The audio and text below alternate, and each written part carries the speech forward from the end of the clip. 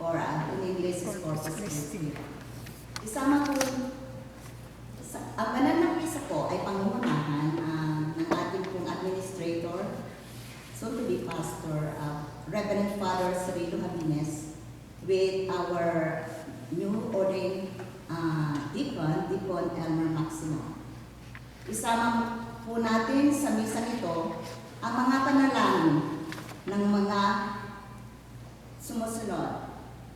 Pasasalamat ni Luda Lupang, 77, Nick and Beth Boylanich, Denny Alvarez, Oniel Angelo Bulaglag, Stephanie Moquet, Simon Liam Shurin Larga, Andrea May and Ann Crystal Kabatik, April O'Brien, Oliver Talvero, Alisa Navarro, Marvick and Francis Gal, and for special intention of Luda Lupang, isama po natin ang for healing ang mga sumusunod. Roberta, Janet, and Rihanna, April O'Brien, Amy Lopez, Jefferson Villarmino, Sharon Larga, Nika Balbaran, Danielle Dapuan, John Lopez, Helen Tijano, John Paul Pontilo, and Bosica Duroco.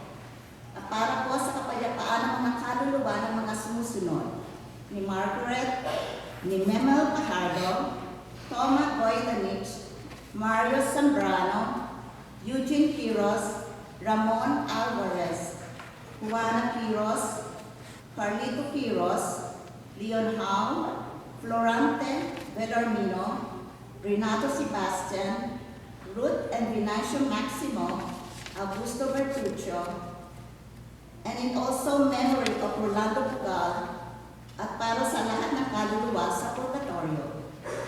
Magsitayo po tayo para sa banal na misa.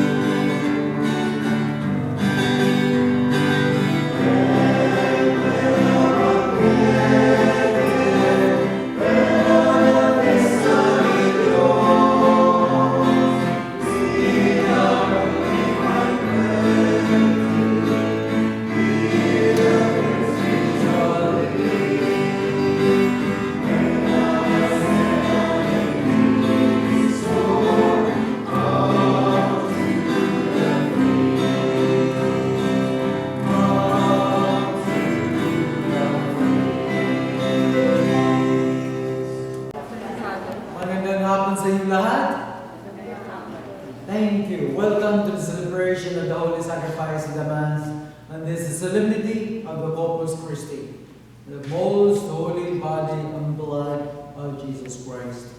Sa ngalan ng Ama at ng Anak at ng Power of His Word and the Holy Spirit. The bread and wine become the true blood and the true body of Christ.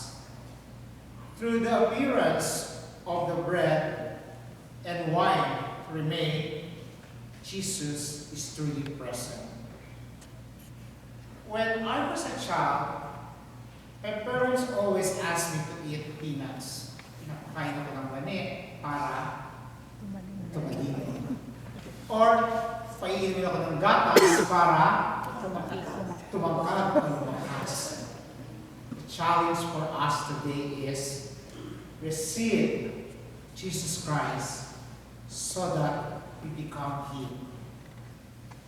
Some people will always say, simba ka ng simba, wala naman nangyayari sa buhay. But we should always tell them, look at me, Jesus is within me. Sometimes we need to be, or not sometimes, most of the time, for receiving the Eucharist, the true blood, the true body of Christ, since we are the living tabernacle, people will see Jesus in us. People will smell Jesus in us.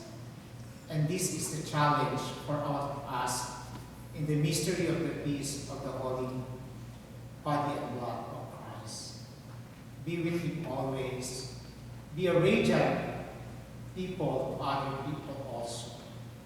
And be a true tabernacle of Jesus Christ, where he will live with us forever and ever. Amen.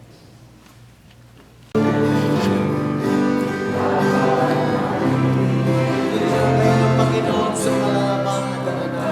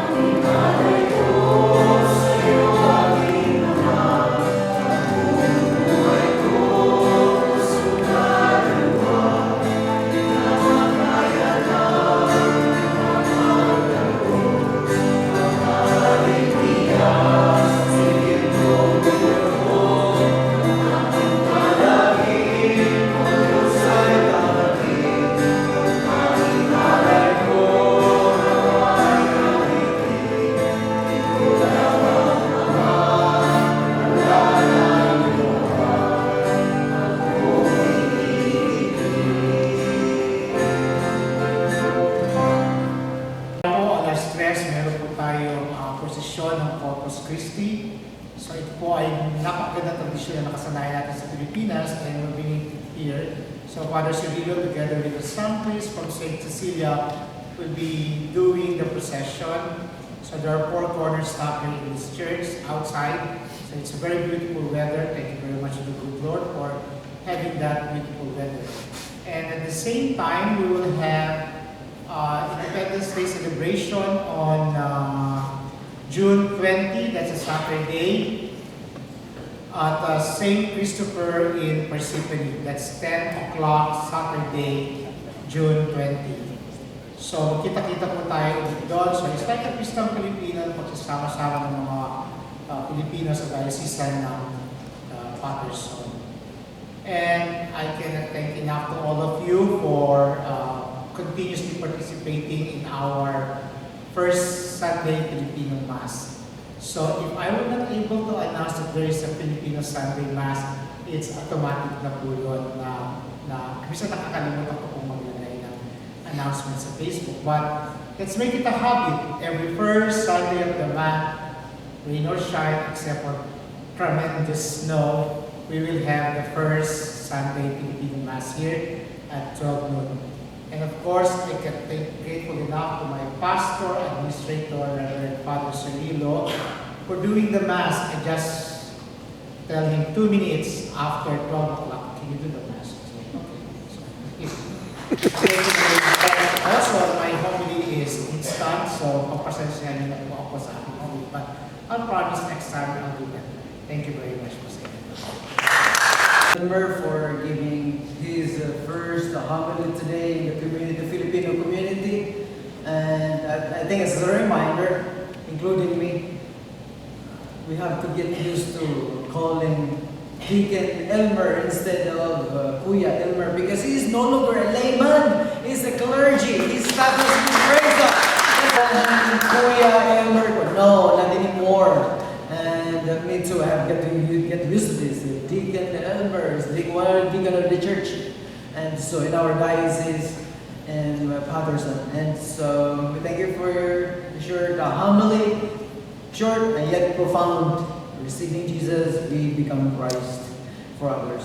And so, as usually, many of you know the tradition for those celebrating birthdays in the month of June, and also after that, the wedding anniversaries in the month of June, and those will be traveling in the month of June. And so, please come forward to receive the blessing. If you are a June baby, ready to celebrate, please come forward.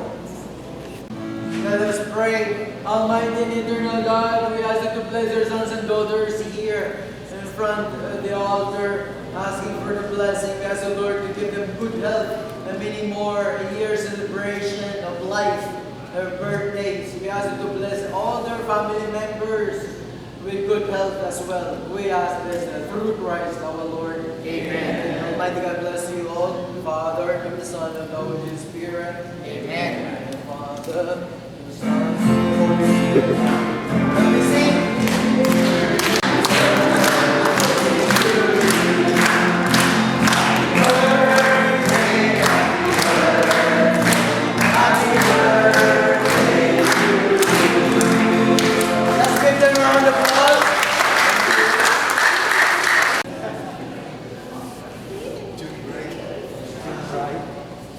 Let us pray. Almighty and eternal God, we ask you to bless this couple here and present before your altar as they celebrate their marriage vows. We ask you, Lord, to bless them with good health, and thank you for their perseverance, for their endurance, for their faithfulness, both in good times and bad. We ask you, Lord, to bless them and all the family members as well. We ask this through Christ our Lord. Amen. Almighty God bless you, the Father, and the Son, and the Holy Spirit.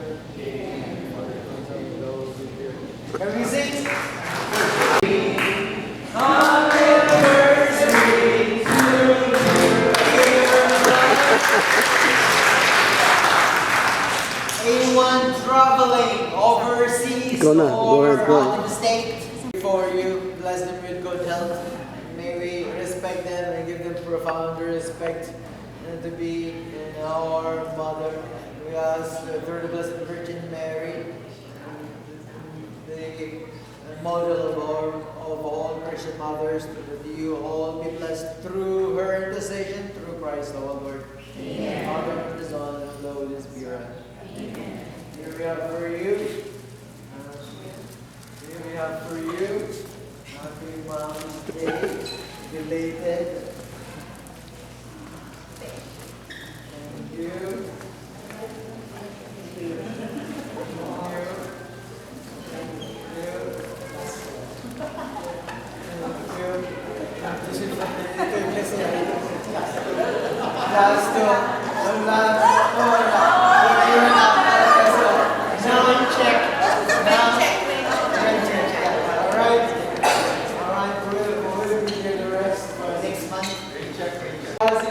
Bless all the fathers here before your altar for a special favor through the intercession of Saint Joseph, our patron saint of all fathers and Christian fathers. We ask you, Lord, to bless all the fathers here with good health and all the members of the family, that they may be honored now and always, considering as they're all Christian fathers. We ask this through Christ our Lord. Amen. And God bless you all now and always. The Father, and the Son, and the Holy Spirit. Amen.